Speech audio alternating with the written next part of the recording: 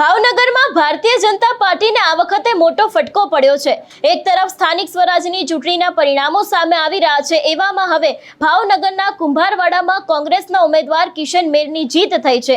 ખાસ કરીને બગદાણાની ઇફેક્ટ આ વખતની ચૂંટણીમાં જોવા મળી છે।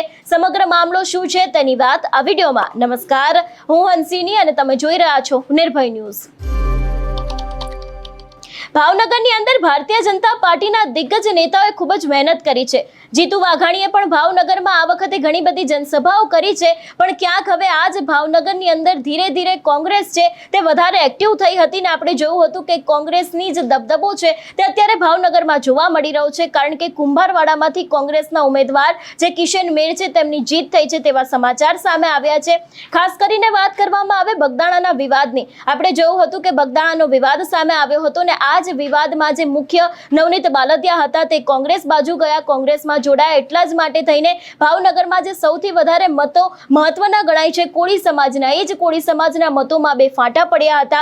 ઘણા બધા લોકો ભારતીય જનતા પાર્ટી તરફ હજી પણ જઈ રહ્યા છે, પણ અત્યારે હાલ ક્યાંક ને ક્યાંક પરિણામ કોંગ્રેસ બાજુ પણ ઢળતું હોય એવી સ્થિતિનું નિર્માણ પણ ભાવનગરમાં થયું છે। ભલે અત્યારે હાલ ઓલ ઓવર ગુજરાતની અંદર ભારતીય જનતા પાર્ટી લીડ કરી રહી હોય, પણ ઘણી બધી જગ્યાએ કોંગ્રેસે પોતાનું ખાતું ખોલ્યું છે। સુરતમાં પણ એક બેઠક કોંગ્રેસને મળી છે, ત્યારે અત્યારે હાલ ભાવનગરથી કુંભારવાડામાં કિશન મેર જે કોંગ્રેસના ઉમેદવાર છે એ પણ અત્યારે જીતી ગયા છે, જે કોળી સમાજમાંથી આવે છે, અને આ વખતે કોળી સમાજની ઇફેક્ટ પણ ક્યાંક ભાવનગરની આ જે ચૂંટણી છે એમાં જોવા મળી રહી છે। વાત કરવામાં આવે અત્યારે હાલની પરિસ્થિતિ ભાવનગરની શું કહી રહી છે।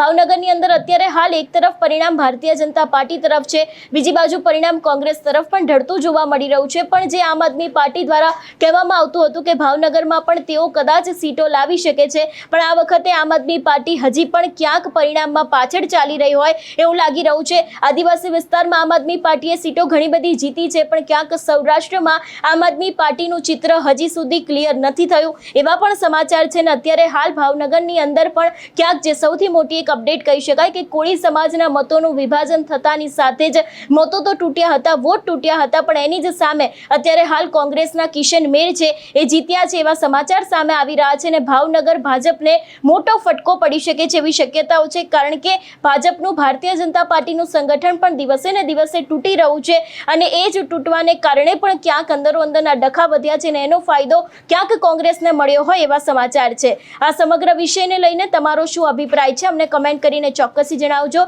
તેની સાથે અમારી ચેનલ નિર્ભય ન્યૂઝને લાઇક, શેર અને સબસ્ક્રાઇબ કરવાનું ભૂલશો નહીં। નમસ્કાર।